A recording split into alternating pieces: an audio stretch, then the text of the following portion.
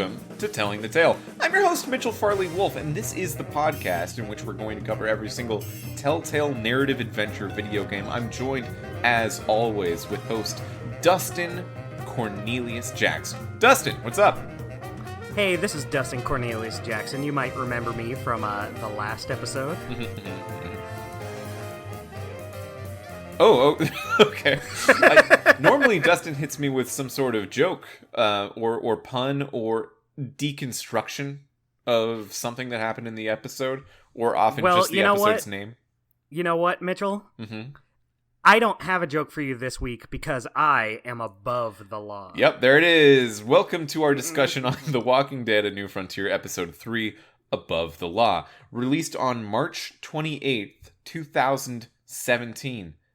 Written by James Windler, Patrick Kevin Day, Adam Esquenazi, Douglas, Lauren Huckmeen, Adam Miller, and Evan Skolnick. I said Laura Huckmeen a little bit more like Lauren. That is not her name, it's Laura. Designed by Matt Ulmer, Andrew Baker, Michael McCormick, and Juan M. Vaca. Directed by Chris Rebert. I think this is the first time we've seen Chris Rebert's name as a director.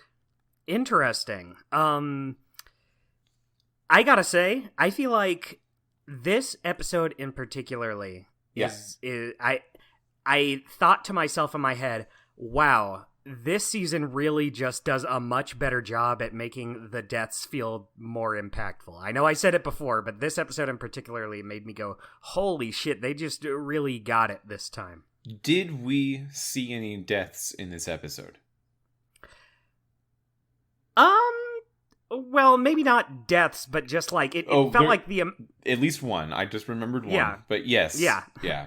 But I get. Let me rephrase. The emotional scenes just hit me harder than usual. Like Walking Dead's pretty good about having good emotional scenes, but this episode, especially that opening scene, I was just like, yeah.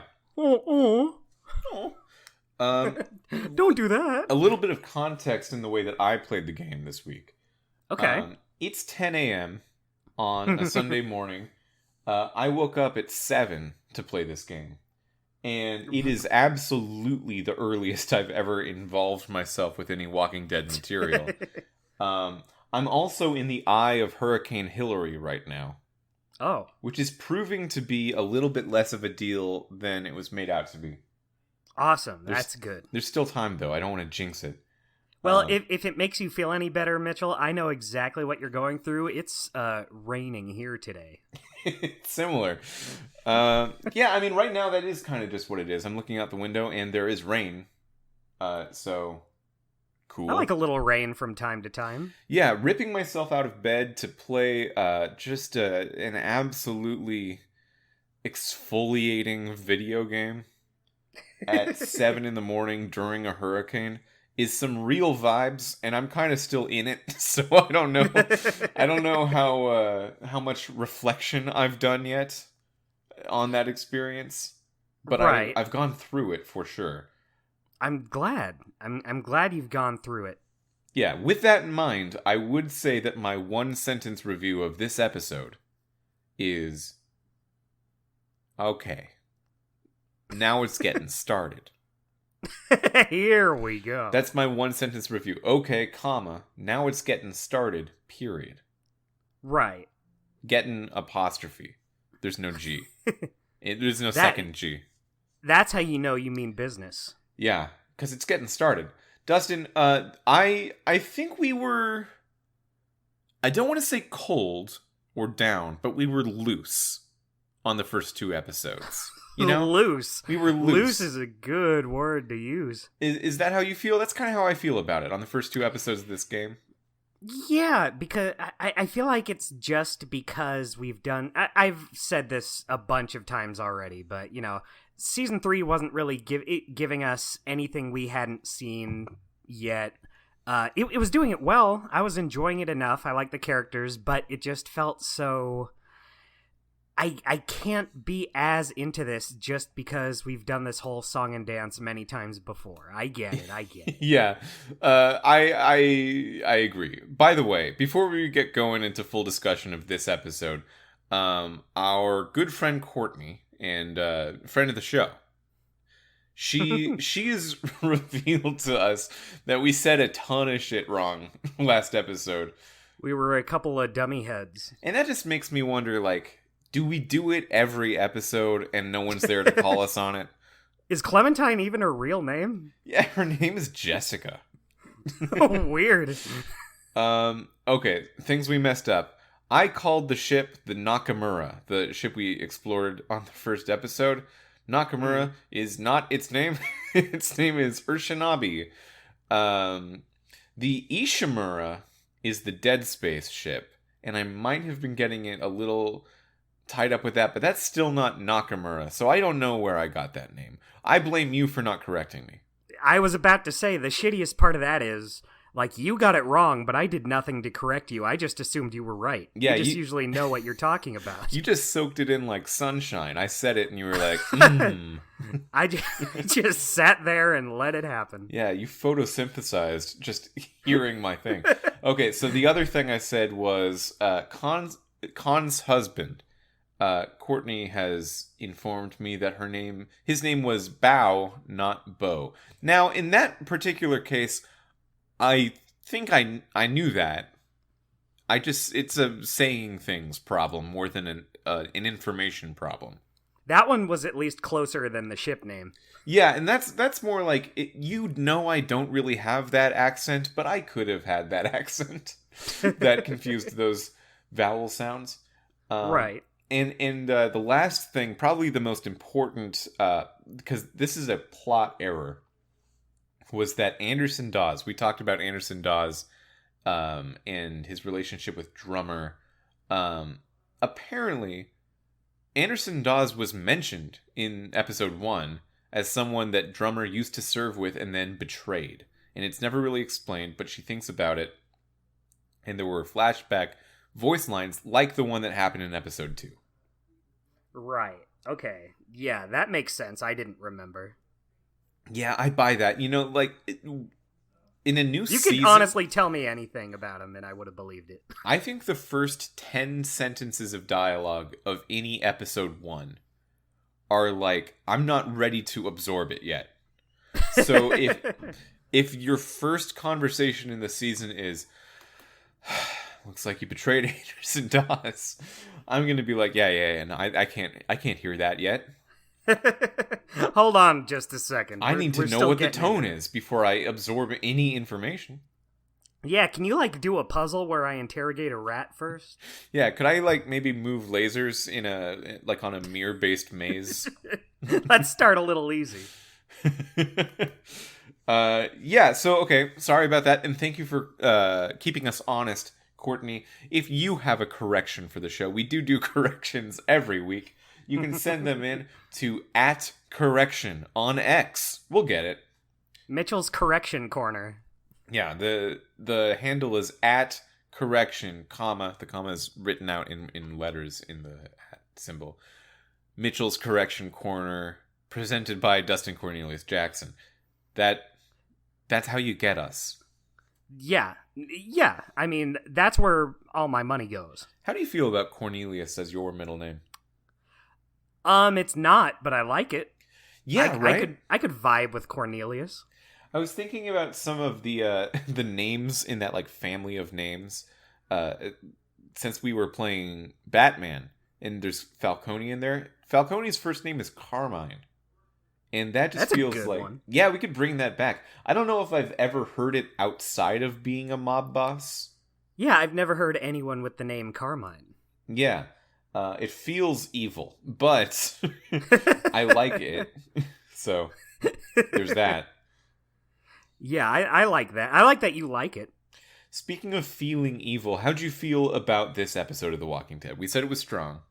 Yeah, I liked it. I like this episode. We're getting into the thick of it. Like you said, now it's getting started. Okay. Now it's getting started. Yeah, I agree with me. And there's a lot in this episode that... by the way, this episode only came out... Sorry, not only. I think this is a big jump. after the first two episodes came out on the same day in December of 2016, this one came out in March of 2017. That's a while. Breath of the Wild came out between these two episodes, episode 3 and 4. Sorry, 2 and 3. 2 and 3. Wow. I feel like that part kind of fucks me up. The Switch came out between episodes 2 and 3. Yeah, I was there. I was outside of a Best Buy in line for like 12 hours because I didn't pre-order it. Were you playing The Walking Dead during the Switch launch? I don't You think might have so. been the only person in the world. No, I don't think so. If I remember right, I waited until the whole season was out to play it all. Yeah, Or maybe I didn't. It's been so long, I can't possibly know. I know that the Walking Dead games did make it to Switch at some point. Yeah. But I know that it wasn't there at launch. Like this season, I feel like this season could have been on Switch at launch, and they didn't do that. Yeah.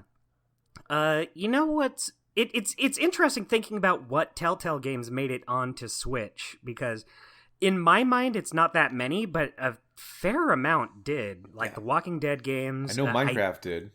Minecraft did. Tales from the Borderlands did. Yeah, it definitely feels like Telltale is a pre-Switch company, but there was like a solid year and a half, or almost 2 years, from March of 2017 to the autumn of 2018. So yeah, about a year and a half, where they coexisted. And of course, if you're a video game company making relatively low graphical scope video games during the time of the Switch, especially during that launch period when it's going crazy, you put your stuff on it. You do that. Yeah. So yeah, it makes sense, but it does feel like a different era somehow, even though it was so recently that we should just know it.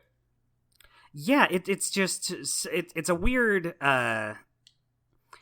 it's weird to see them cross, but I like it. Like, I would go, not that long ago, I went to Best Buy, and they had new Tales from the Borderlands, and for the Switch, and on the cover, it just has a sticker, includes the original Tales from the Borderlands. And that's crazy to me, even though I feel like it shouldn't be. Crazy that it includes it, or that it's...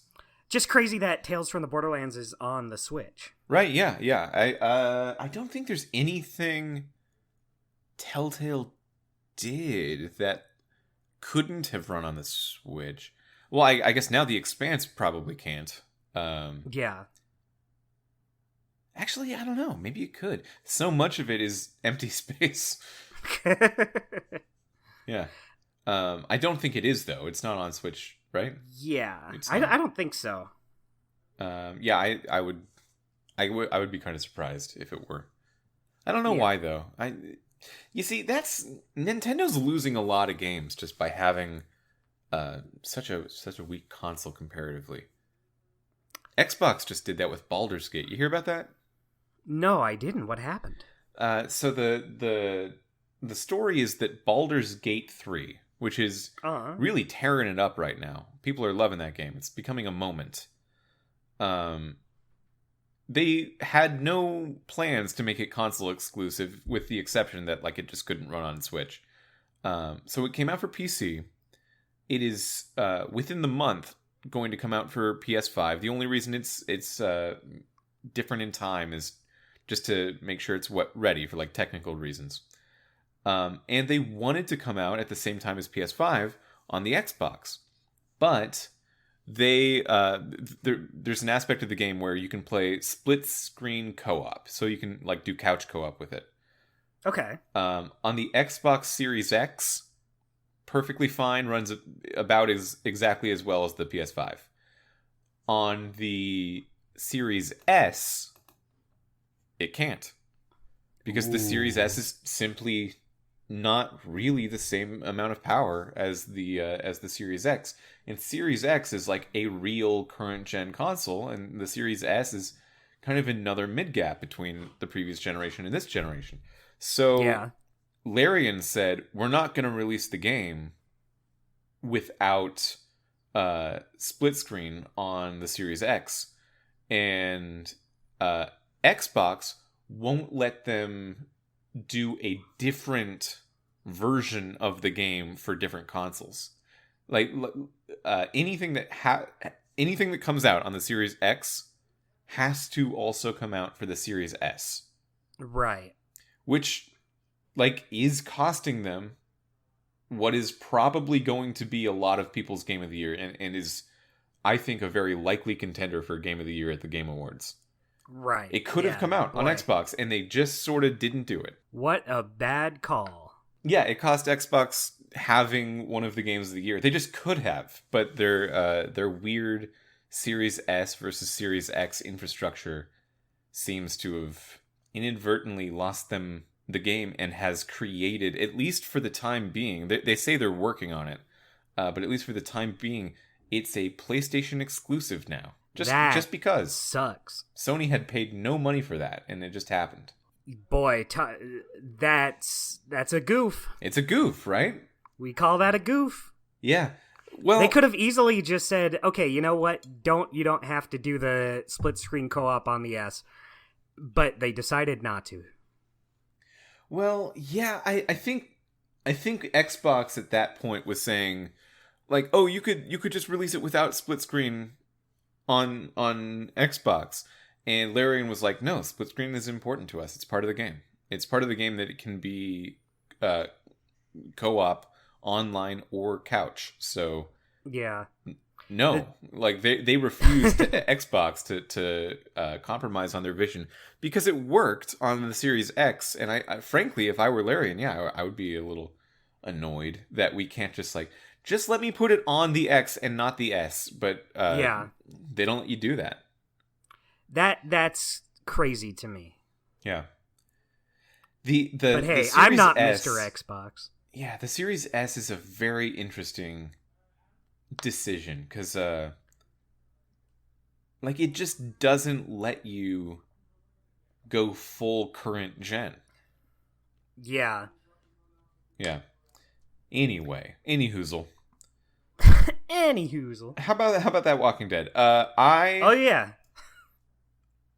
I like how this episode starts. This episode starts with another flashback, and this is just like a mid-section of Javi and Kate's time, like shortly after the outbreak. Yeah, it's them leaving their house, basically, to go on the road with these kids. Yeah, it's about 3 months after it breaks, and it's them choosing to go on the road. Not like a big moment, but it feels, it gives you a lot of insight into how what the tone of their traveling party was, and what the relationship between Javi and Kate was, which you can kind of direct as a player.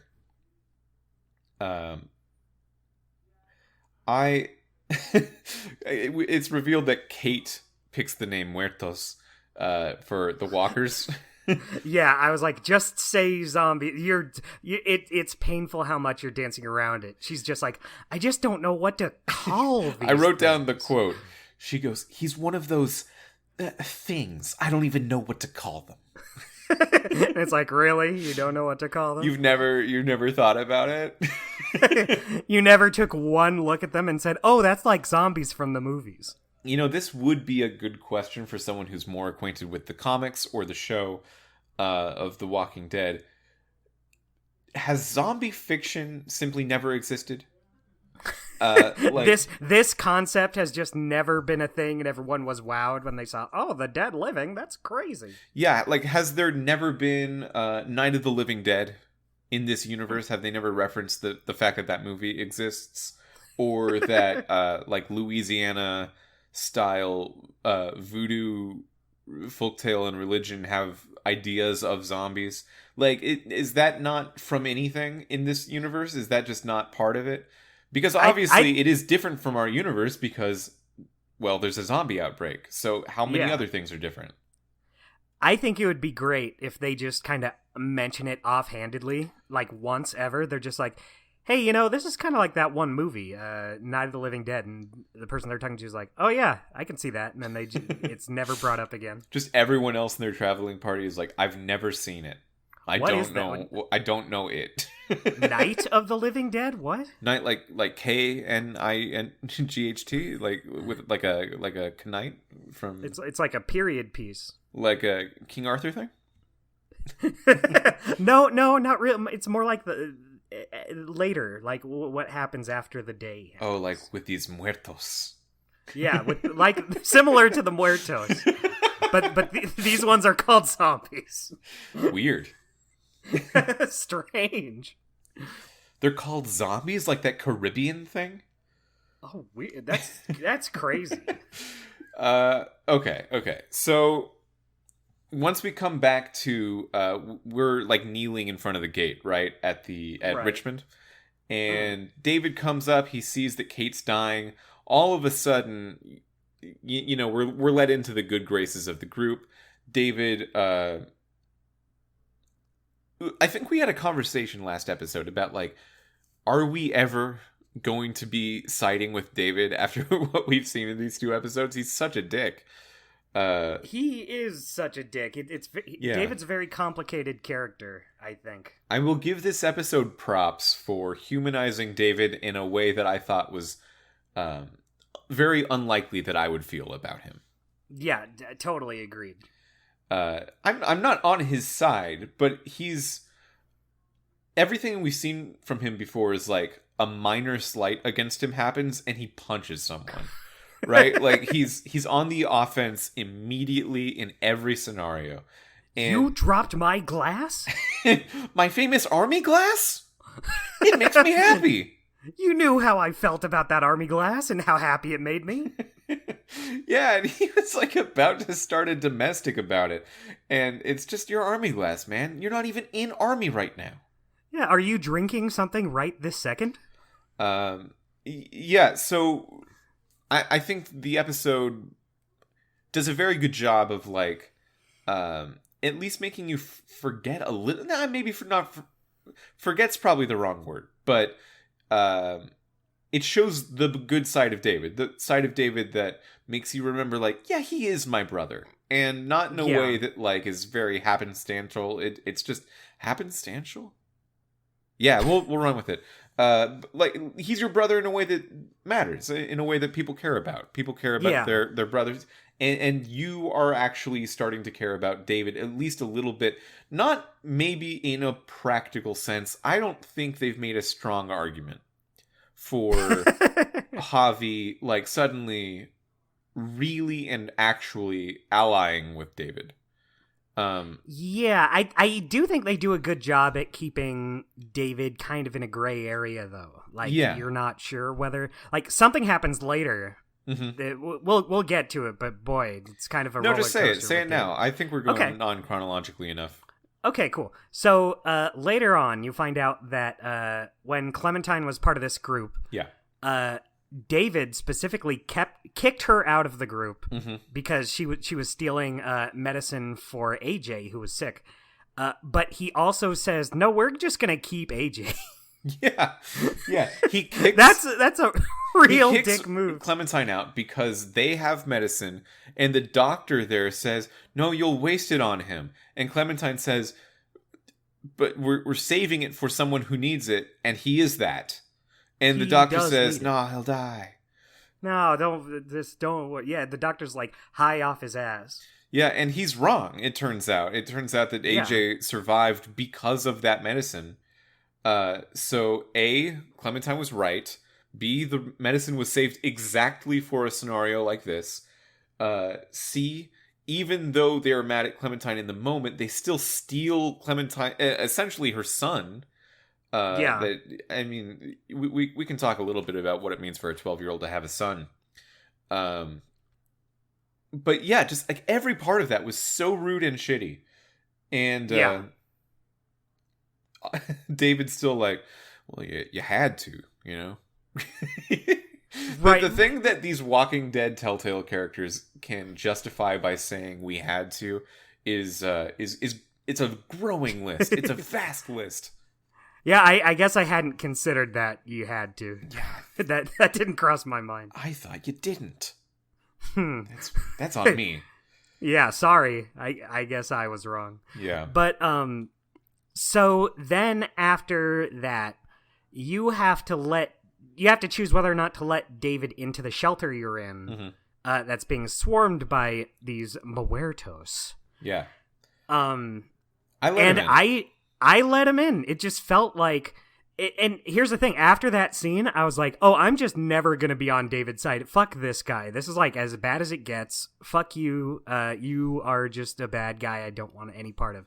Yeah. But then once he shows up at the shelter, I'm like, well, I feel like Javi would still let him in. He's still his brother. Well, it just felt narratively not like the time for the showdown, you know? Like, this isn't where we kill David. And I'm sure it's not, because we do so much with David in the rest of the episode that I bet that if you don't let him in, he just gets in anyway. And he's like, what was the door stuck? Or something like that. I don't know. And then everyone's like, oh, yeah. The door is real tricky. Yeah, sorry, man. Didn't hear you. I was over here sleeping. But yeah, I totally get what you mean. In that one scene, it just convinced me, okay, I hate this guy, never gonna be on his side for anything. And then, like, right after, it's like, oh, he's still, like, a human guy. He's what he did was extremely shitty and bad. Yeah. But, I don't know, he doesn't strike me as, like, someone who is not worth keeping around, I guess. I think at the end of this episode, even though he's got a lot going on and I'm more endeared to him, I do think it would be better if he just died. That said, it was the wrong time for it for a number of reasons. I think Clementine's instinct to tell Javi to not let him in was clouded with anger, because really Clementine needed to know where AJ was. Mm-hmm. And what happened to AJ. She thinks AJ died, but it turns out he didn't. So she needed information about that, and she knew that, but she was just mad. So it didn't seem right to not let him in that time. Right. Even though I totally get where Clementine's coming from, taking someone's person is just boy, what a shitty thing. Yeah, just a ridiculous thing. Although you might be taking David's wife. In terms of taking, that's fine. people. It's her. That one's fine because it's her choice. Yeah. It is clouded by the fact that they're brothers. I'd say a little bit, but very much her choice. So later in the episode, speaking of, you'll have I think the other big choice of the episode, which is you, David, and a few other folks, depending on your choices, go back to Richmond. You're infiltrating the place, and your goal is to get Gabe and Kate, who are in a hospital room. They're taking care of Kate. She's pretty sore and in pain, but she's fine. She'll survive. Yeah, she kind of plays it up to get everyone out of the room. She's like, ooh, owie. Yeah, I mean, she does have probably a pretty terrible side stitch that is making it hard to breathe and walk, but she can breathe and walk. Yeah, she specifically plays it up at one point because she needs to talk to Javi alone. Yeah, but that's before. So now you're going back to that hospital room, and you're trying to get them to go. And Kate says, "No, I don't want to meet up with David at all." Kate's basically giving the player the justification of, oh, I'm not splitting up a marriage. That's done. David doesn't know it, but this is no longer a willing partnership. Right. So it. What did we talk about that review of this game that says this game is exactly as good as how much you want to fuck your brother's wife? No, I don't think we did. I thought we brought that up on one of the episodes. It was brought up by Courtney, friend of the show again, who shared that with review in our Discord channel that we share. And I thought it was funny, and I think this episode especially really plays into that, because I made a choice at the beginning of this episode, because I felt like I was a little lost in who Javi was in the first 2 episodes. And that slightly negatively affected my play experience. I didn't know who I wanted Javi to be. So I made the choice this episode that my Javi's whole deal is really into Kate, really wants to actively pursue that. Like more than anything? Yeah, because I think the choices that make sense for Javi are be with Kate more than anything you're actually in love, or put your family back together. It's like an either or. Either of them makes sense. I think they're both calls that make sense, and I was kind of trying to do both last episode, and that didn't work for me. So I made the call. I'm just actually into Kate. That's my hobby. That's the hobby I want to do. It's just something you've been kind of fiddling with for a while. Yeah, how do you feel about your hobby? Is that a similar thing, or are you going against that? So, my hobby, I had him be into Kate, like when Trip asks about it. I had Javi be like, yeah, man, I kind of like her. But I still chose to meet up with David just because you need to have like somebody here who can help you. I just feel like that at this current moment is more important than hooking up with Kate. Okay. Well, I mean, it wasn't hooking up with Kate. It was the idea of Kate does not want to be there, to me at least. So I did the opposite. I went with Kate, and we were just the two of us going to leave. And it was just the two of us and not the three of us with Gabe, because Gabe said, no, I respect what you're doing, but I have to be with my dad, and you have to respect that. I think I remember doing that the first time I played through this, like a long time ago. Yeah, and I felt immediately that this is going to fuck me up and mess up my chances of maybe even survival, just because I made this choice. But I mean, you did decide that making Kate happy was more important, which is valid. But... yeah, I did. Yeah, it's not just making her happy or making Javi happy. It's like Clementine says David is not to be trusted and can kill me. And by the way, it's a weird narrative choice to have Clementine be the person that says that, because I wanted to tell Clementine, hey, you're 12, he's my brother. I've known him so much longer than you. Why are you bro-splaining David to me right now? Also, you have a whole season left after this. He's not going to kill you. Yeah, I could die here, Clementine. You don't know about that. It's impossible for you to know, but you have more adventures after this. Yeah. So Clementine's saying, hey, don't trust David. Everyone in your party is saying, hey, don't trust David. And Kate's saying, I don't want to be with David. I feel like it would almost be a little selfish. Not entirely. It's also kind of pragmatic. But just to say, like, Kate, you should be with David, would be like everyone in Javi's circle just being completely flabbergasted with his decision of like, oh, you like him? Great, cool, thanks. Yeah.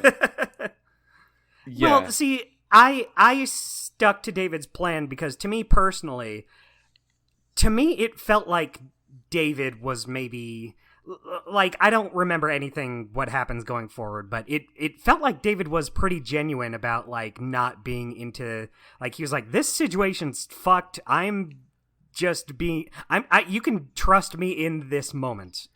I felt like I don't know if his plan's going to be good. I don't know if meeting out at his house is going to be good, but I felt like at least at this moment, he is on our side and would be helpful. So did you end up at his house? I believe we... So I played this pretty late last night, so I don't remember exactly. Oh, cool. What? Well, I think I do. I think I remember them meeting up with the other two... the other people who run this place. Okay, so that happened at like a church or something. Yeah. It's not David's house. Yeah. So we didn't get to David's house yet. Okay.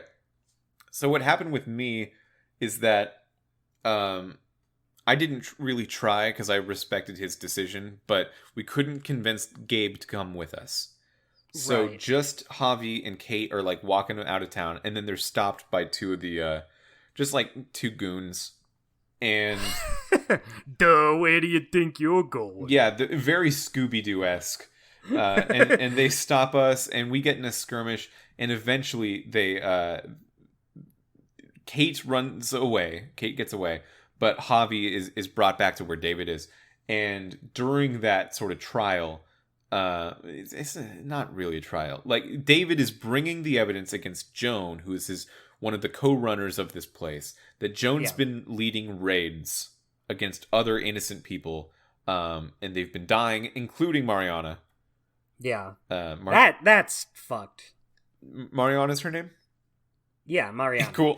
You got it. Yeah. I knew. I didn't even have to ask.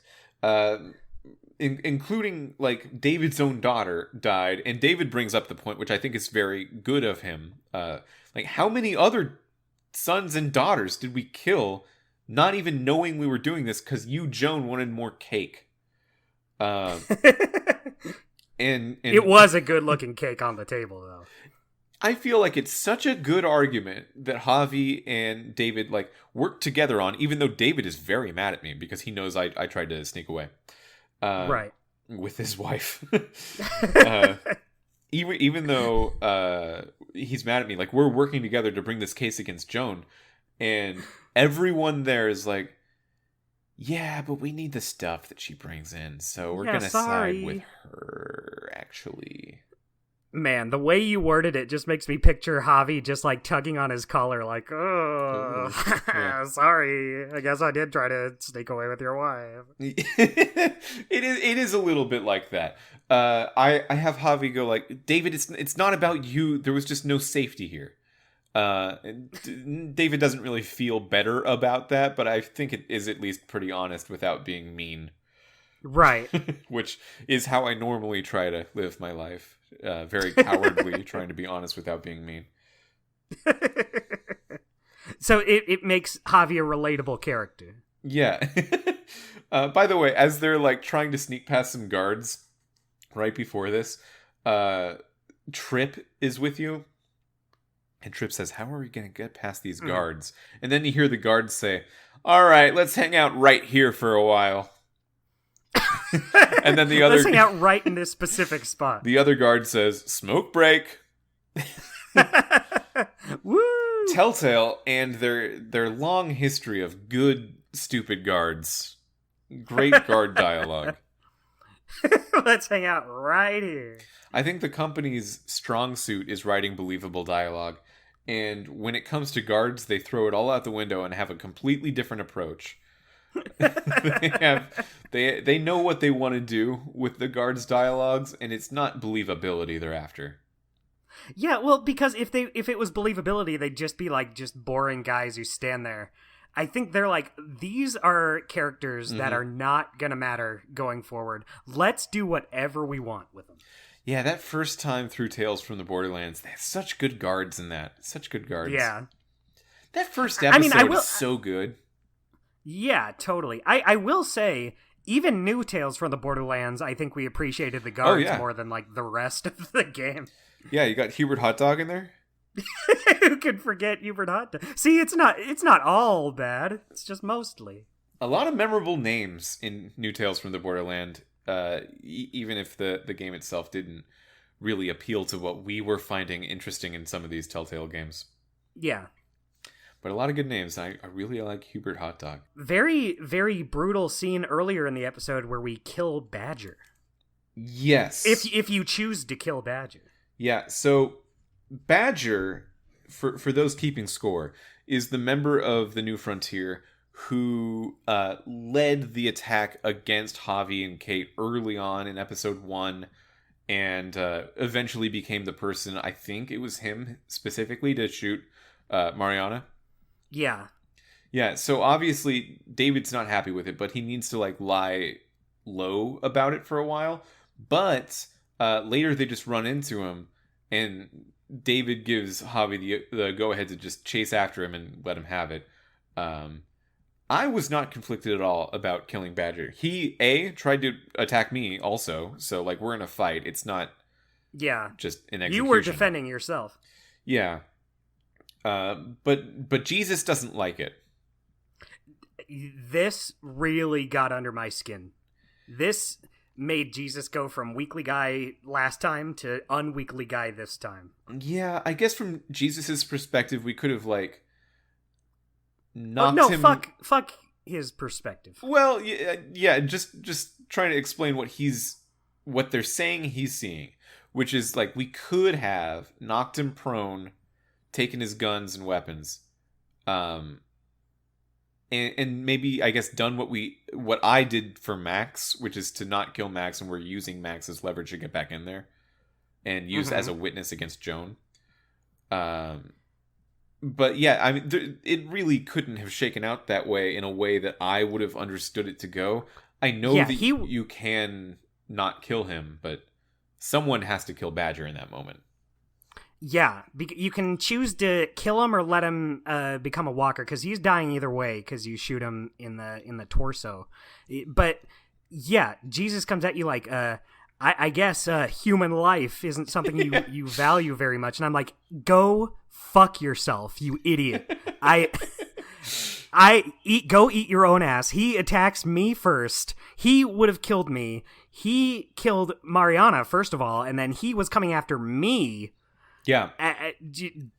Go. You weren't there, so get off my. You leave. I'm glad you're out of here. Go home. Yeah, he needs to do the thing that everyone from the show does in every one of these Telltale games of, like, I'm going to be important right in this fight, and then I have to set sail. I have to be on the great blue yonder over Wander. Yeah, I really wish you could just really let him have it, because I was like, you just became worse than David in my eyes. Maybe that's an exaggeration. Yeah, I think a little bit.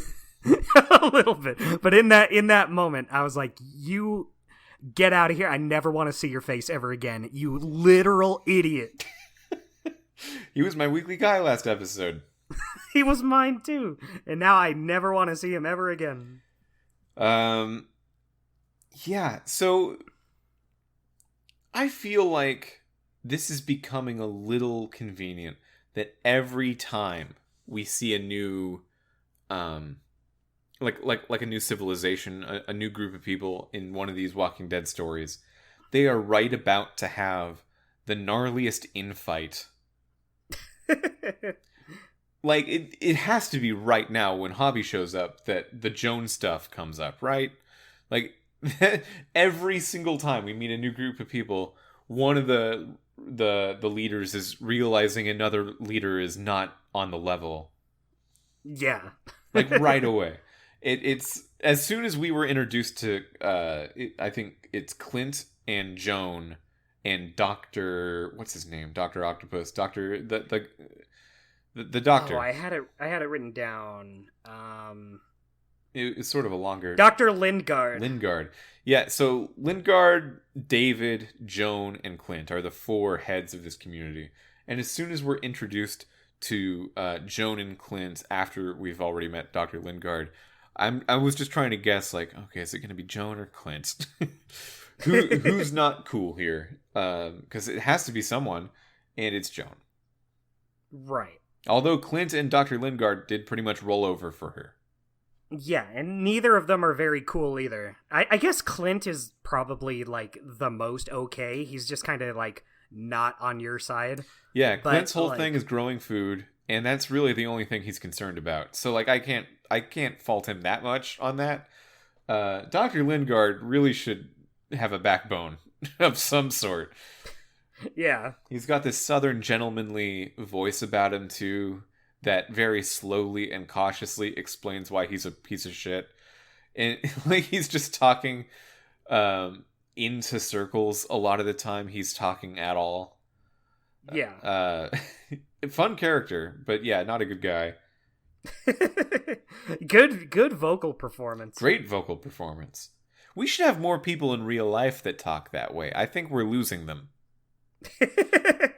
We're losing them to mainstream news media that always have their anchors talk like someone from Los Angeles. I guess someone with my voice-ish. Am I the problem? I could have had a southern voice you if might I be was a completely different person. Yeah, that's true. You should have thought about that. I should have thought about that. My dad does have a slight Missourian accent. Oh, that's close enough, I guess. Yeah, I could have had that. You could have, and you chose not to. Yeah, he was also born in Southern California, though. I don't know why he has it. Do I have an accent of any sort? I don't think I do, but I don't know if people are like, oh, he's got that Idaho accent. No, I don't think I think your particular way of talking trumps any accent that you could have. Cool. Yeah. I like the sound of that. You're just you have a very jolly voice. Oh, wow. I never thought of myself as jolly, but I like it. Really? I think of you as jolly all the time. Oh, ho, ho, ho. Yeah. I'm gonna start doing a Santa laugh from now on. That's basically your deal. I mean, Santa's got a very somewhat gruff old man, big guy voice, though. Right. And I don't think that's Santa you. Claus. You've just got the jolly part. Oh, thank you. I don't know how you should take that or not, but I think it's true, and I think you deserve I like it. Yeah, it is good. It's great. It maybe if there is an Idaho accent that I don't know how to look out for, maybe it's in there, but I haven't really flagged it in that way. I've just always wondered about it because to me, I just sound like I'm just like talking normal, but then I wonder like, what if everyone else is like, he got that those Idaho vocal stylings. Do I feel like I have a different accent than you? To you? I don't think so. I think you just sound like Mitchell. You see, that's the problem. We might be too close well, to the we issue can work to on identify what's going on. That's true. We need to be on the outside looking in. Yeah, so speaking of outside looking in, how does David...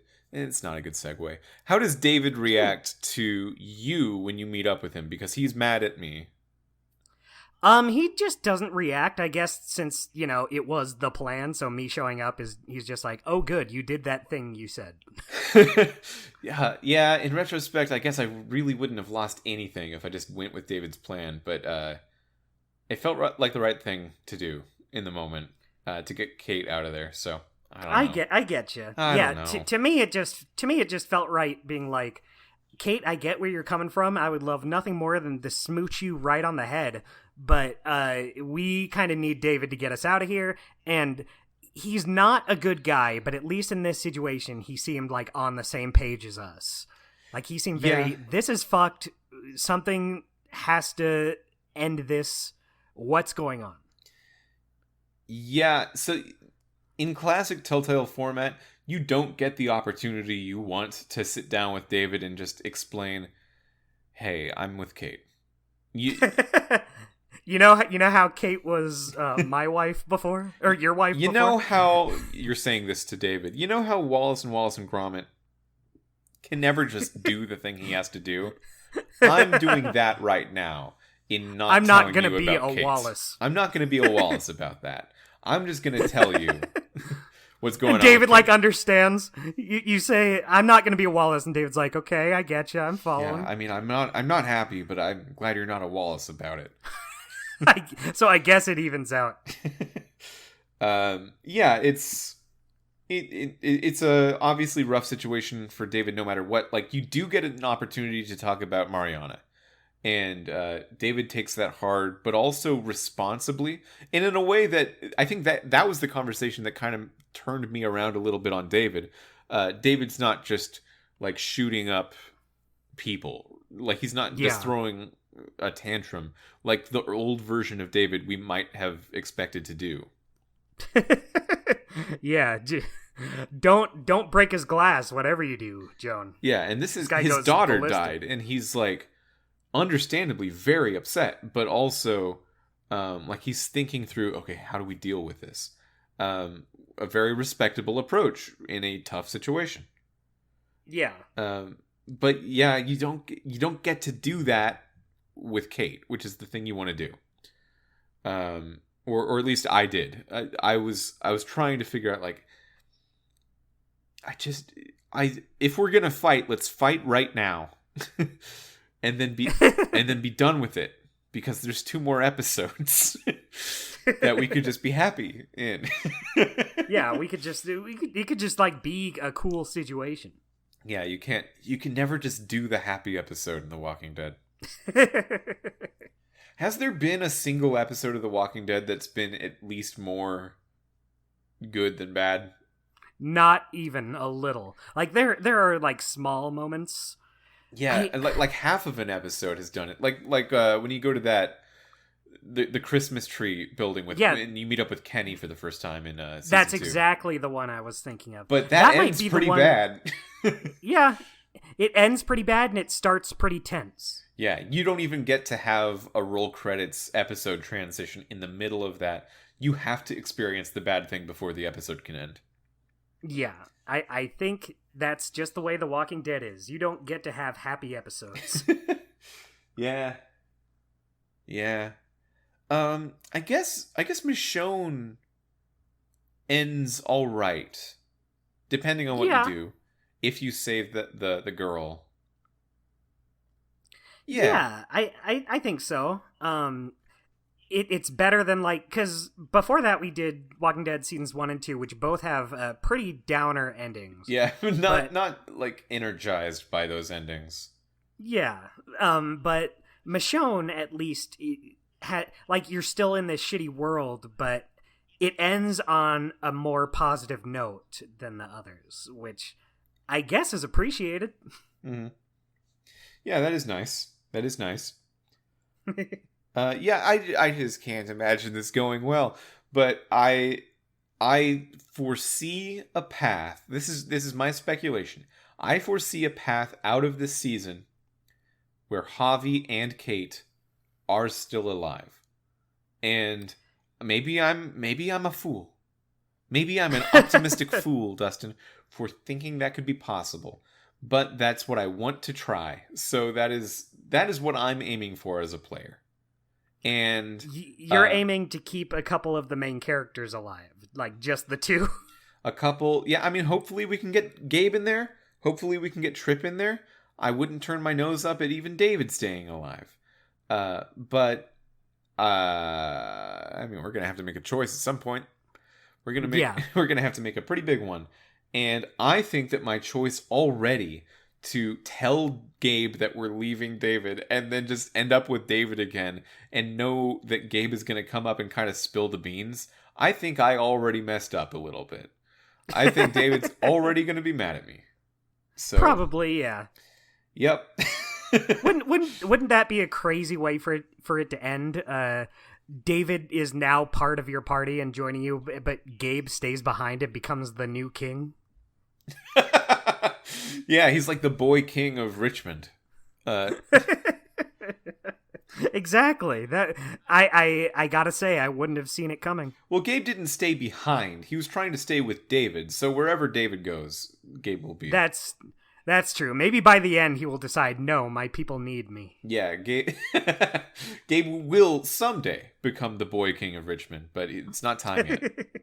Yeah, that's his arc. He needs to grow into it. Yeah. Well, great.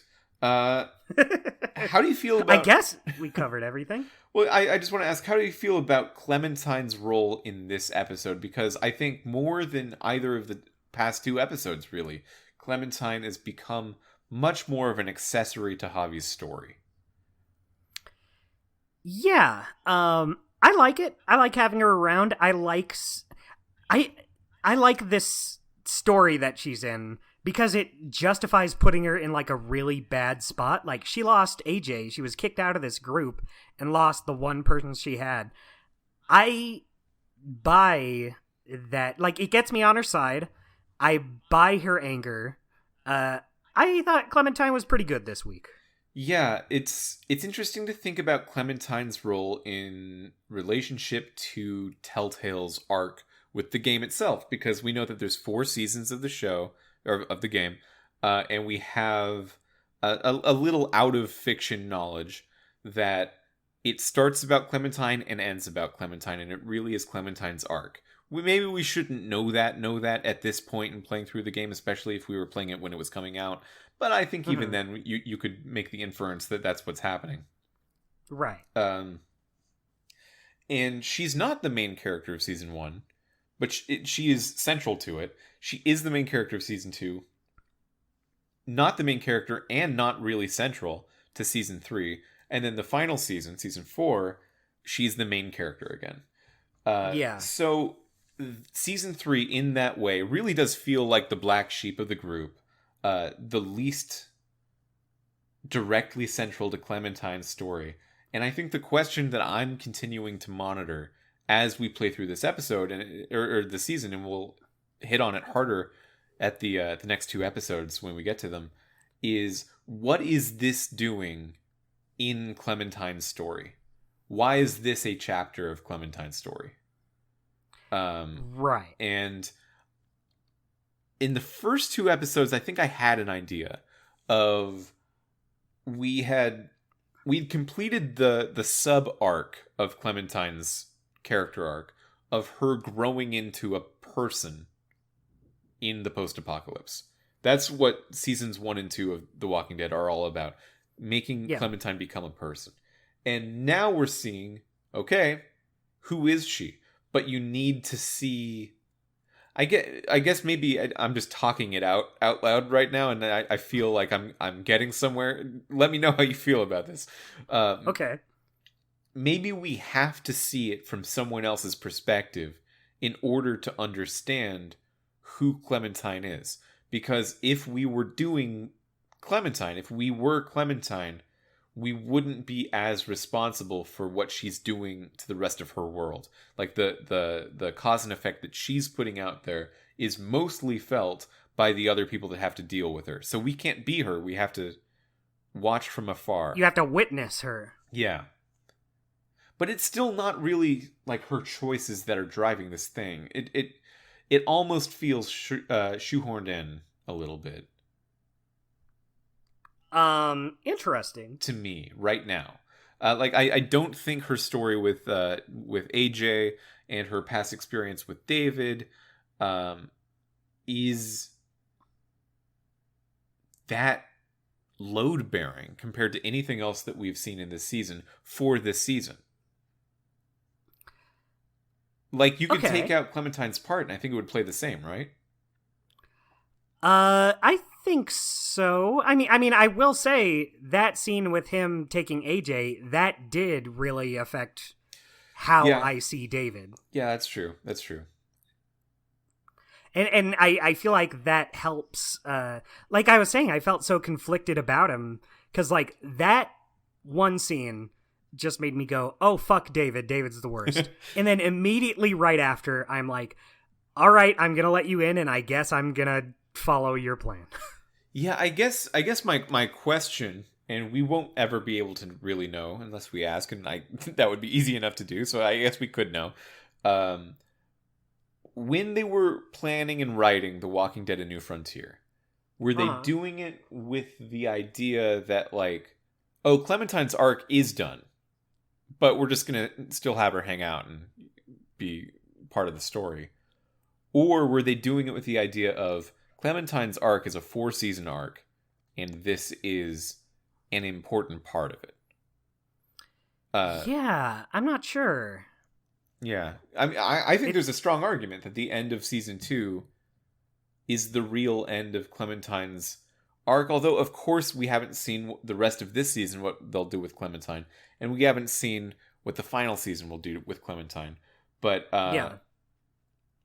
like we don't know what'll happen with AJ either. But if season 2 ends with Clementine taking care of AJ, and season 4 starts just with a time skip of Clementine taking care of AJ, that's going to feel like season 3 really didn't need to happen. So like, what are we getting out of it while we're here? And I guess the easy answer is just a completely unrelated, different, but maybe still very good story. But I'm wondering if there's more. Yeah, I guess we'll see. If I remember right, at the time when season 3 was coming out, season 3 was done as kind of a jumping on point. Like, focusing on this new character means you can bring in some new fans to it who can just start at a new frontier. Hence why it's not called The Walking Dead Season 3. Um, but Okay. still have Clementine in there for the fans.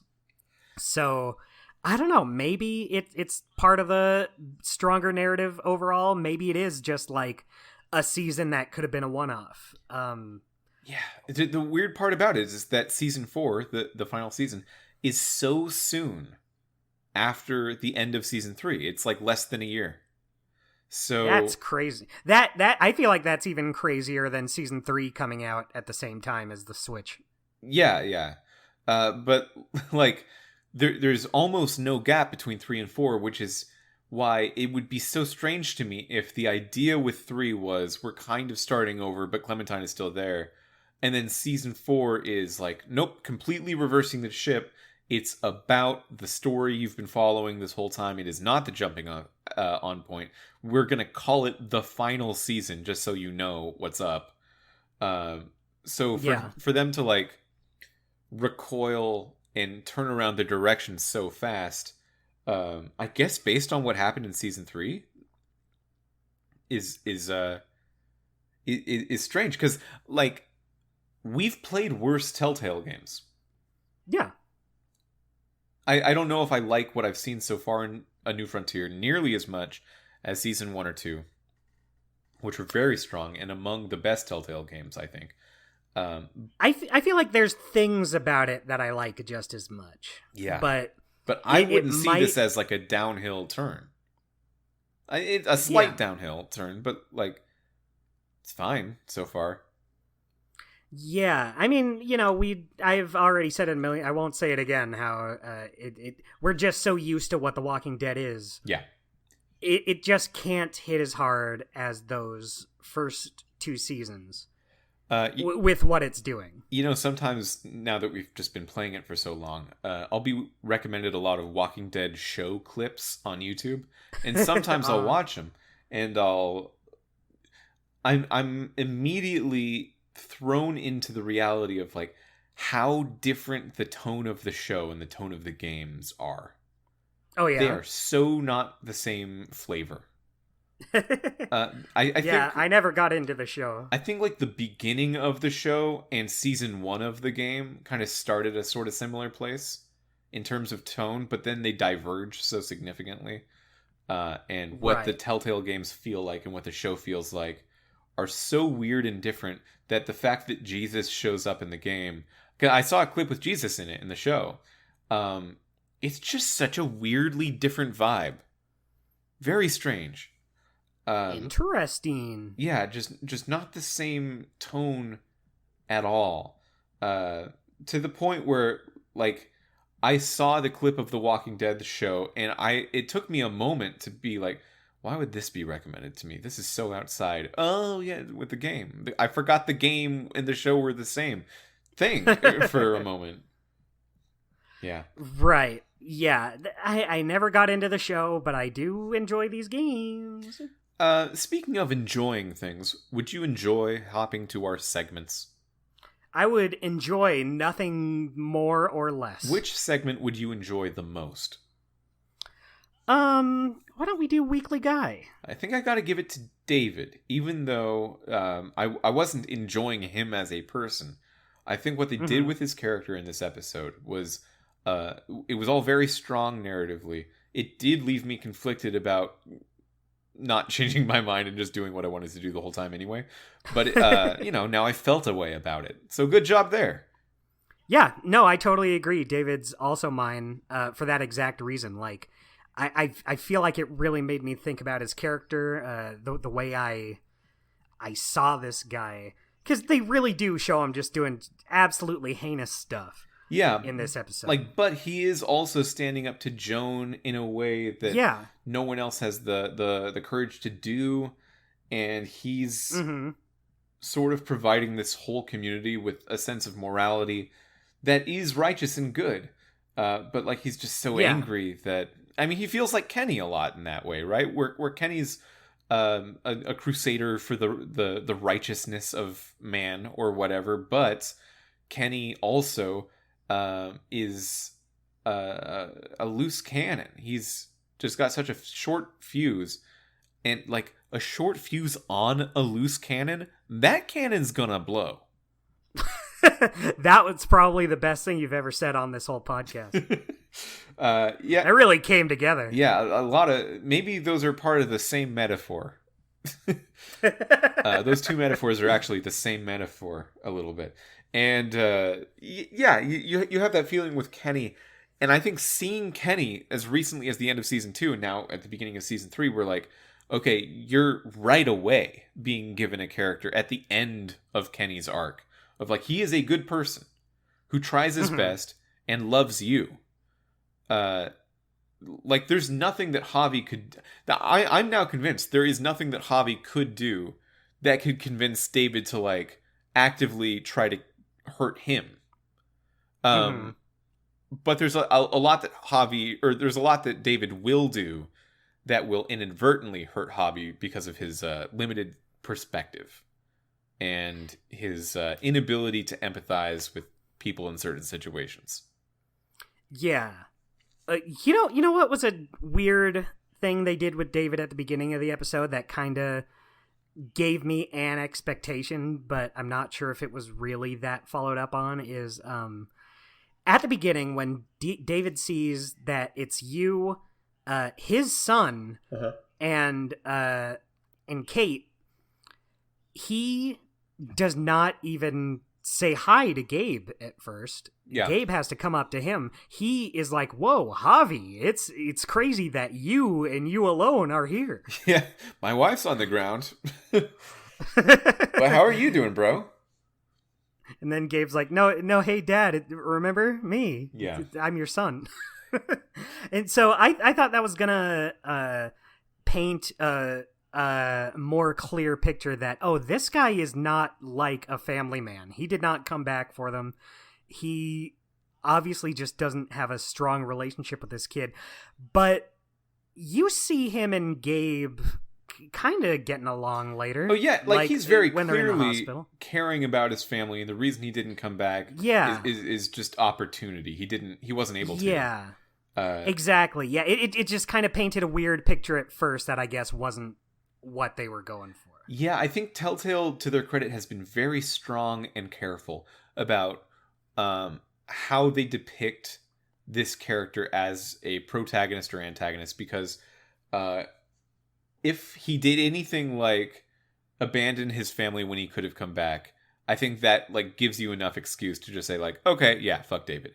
If he is physically abusive with Kate ever, like he doesn't really cross that line you can glean, like maybe emotionally abusive, which is not good and is why I'm doing most of the choices I'm doing, but it's still like it's not using the cheap tricks to make you think a character is dangerous. He's just being a very pragmatic character in the way that you, the player, have played characters in the past. I'm just like, hey man, this is just pragmatism. I can't let you in because we're all trying to run a safe community here. I've done that in this series to other people, but he's doing it with just enough teeth that you can say, you know what? Yeah, I'm not on your side, David.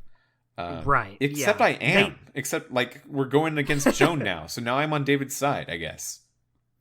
I guess I don't want to be, and I don't hope it to last, but for now, I am on David's side. Yeah, I like that they do a good job in making David such a gray area character. So that's a good weekly guy. Choice cut. Choice cut for me was whether or not to let David in with you. It basically just ties into exactly what. Basically, just ties into exactly what we were talking about, because Clementine is very justifiably angry at this guy. Like, she hates David, and she's like, "Do not let this guy in. This guy will kill me and probably everyone else." But I'm just like, that is awful what he did, but he is here to help us after we were thrown out by everyone else. Yeah. And you can tell that he has his morals And plus, like, he is Javi's brother. Like, I don't feel like Javi would just leave him out there to die. At least not for me at that point. Like, I would buy that Javi, like, he's like, yeah, Clementine, your story paints a very bad picture of him, but what am I gonna do? Leave my awful, shitty brother out there to die? So yeah, I like that. I thought that, and it did make me have to stop and think. I was like, what would be the right move for this situation? And I eventually landed on, if he's here, that means he's here to help. He gave us that supplies. If they were just like abandoning us, he wouldn't have come to help us here. So I let him in. My choice cut is similar. It's the leaving with Kate or going with David choice at the end. That's a good one. With letting David in, I like that choice, but I do think that it's kind of as much as I like it and it's done very well, I think it's a bit of a landslide choice for me eventually, because like you can see that Clementine is not right for just leaving a person out there. With like leaving David or staying with David at the behest of Kate, you have to weigh a lot of factors. There's some math involved there of just trying to figure out, okay, well, is David that bad? Is the New Frontier mostly the bad thing, or just David individually? Even if New Frontier wasn't there, is Kate comfortable going back to David? Is Javi comfortable not having the experience with Kate that he wants? Like, you have to think through a lot of stuff, and just eventually, I think it says a lot about really David and Gabe and Kate and Javi all having that familial experience there, just in one interactive choice. Very, very well done, in my opinion. Yeah. Agreed. And golden moment. Mine is the AJ flashback with the tent. That's a good one. Yeah. Really just makes you hate everyone in the world. It does show what lengths Clementine will go to for this kid. Yeah. Something that Telltale has done quite often is just showing Clementine as this small person surrounded by a bunch of naysaying adults that like aren't right about something. It's very Matilda-esque, just showing like, hey, this kid's in the right here, but these adults are going to be like, well, you don't understand what you're talking about. I'm big, you're little. I'm smart, you're dumb. I'm right, you're wrong. I've got about 30 years on you, and I think I'm smarter. I like it when it comes up. It's fun. I feel like it can get a little silly, but I like silly. Like season 2 is when I was really like, all right, this small 10-year-old child is just right about everything. Well, yeah, like the still not bit scene is probably the biggest example of that in the whole series.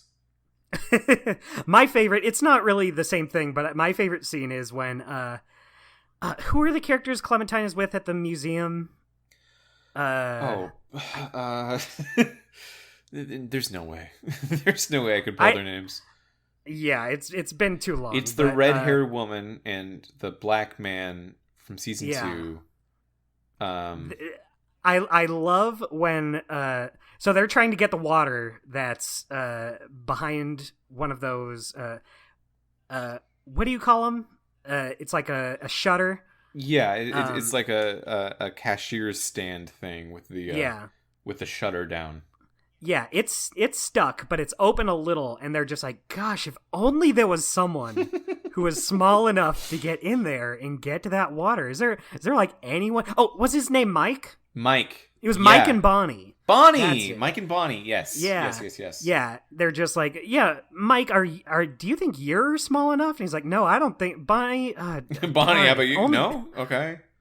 Only there was someone here, and they're just like looking up, trying to not make eye contact looking with Clementine. For birds they could train.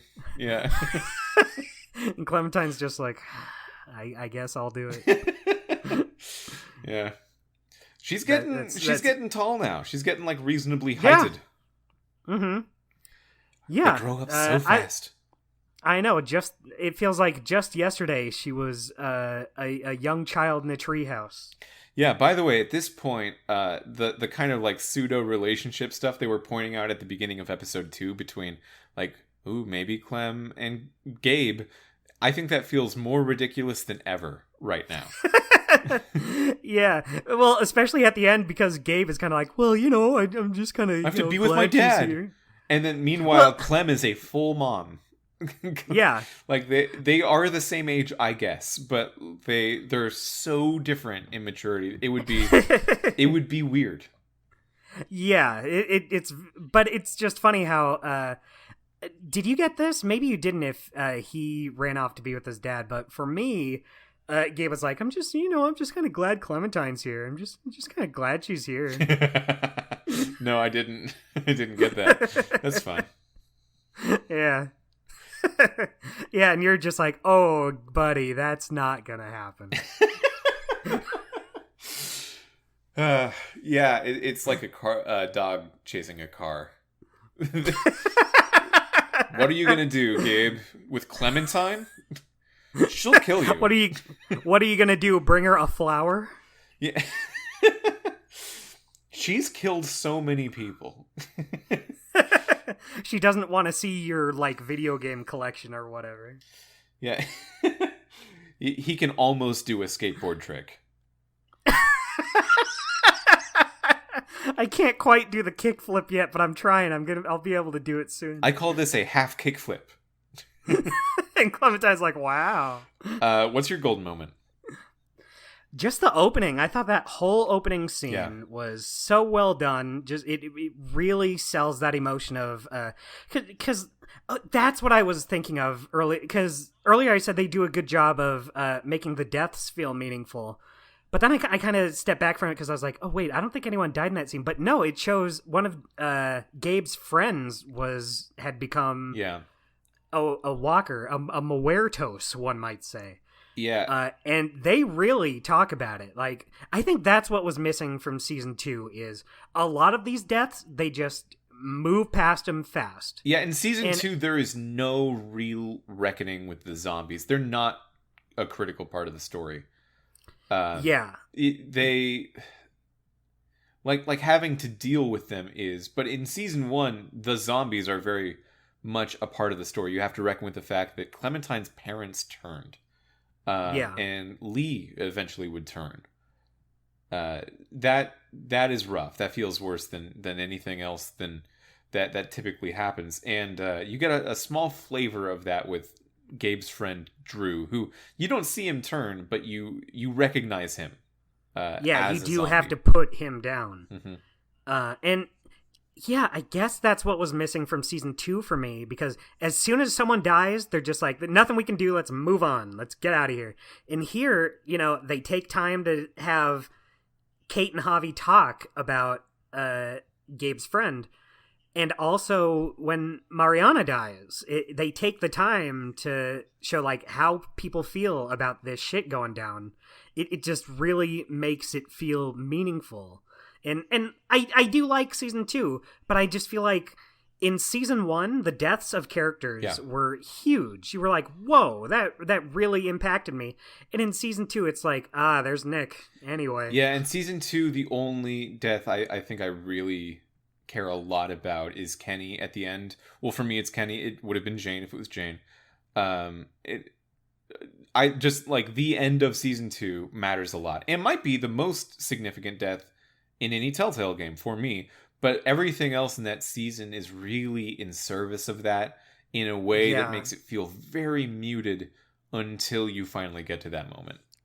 And that is a hard thing to do in an episodic game where you can't really in a long form game. And this is why I really am strongly thinking new Telltale should consider a long form game instead of an episodic game if they want to like innovate on what can be done here, because you can do something like Walking Dead Season 2 where it's all leading toward a moment that recontextualizes everything you've seen so far without it feeling like you've got 4 episodes of nothing.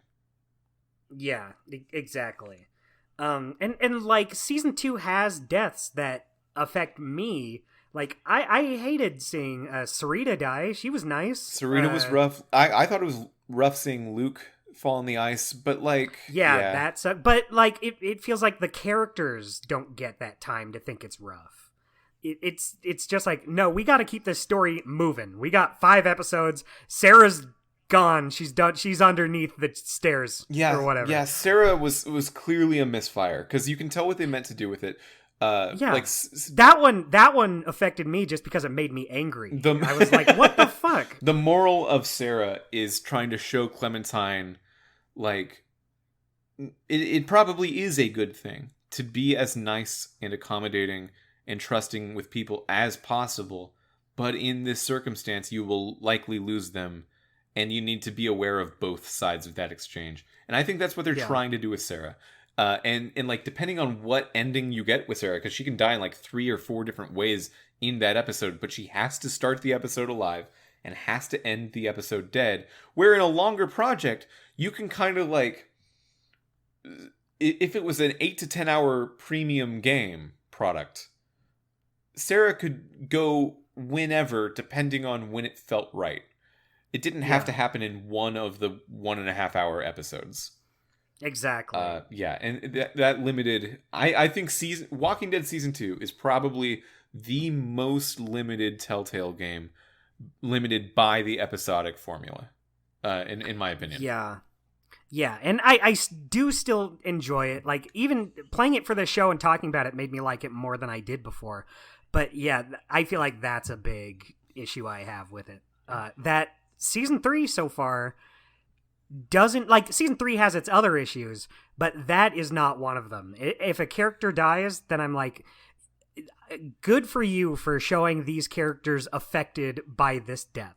Like, this is a bad episode for remembering names. Who was the guy in the last episode whose wife died?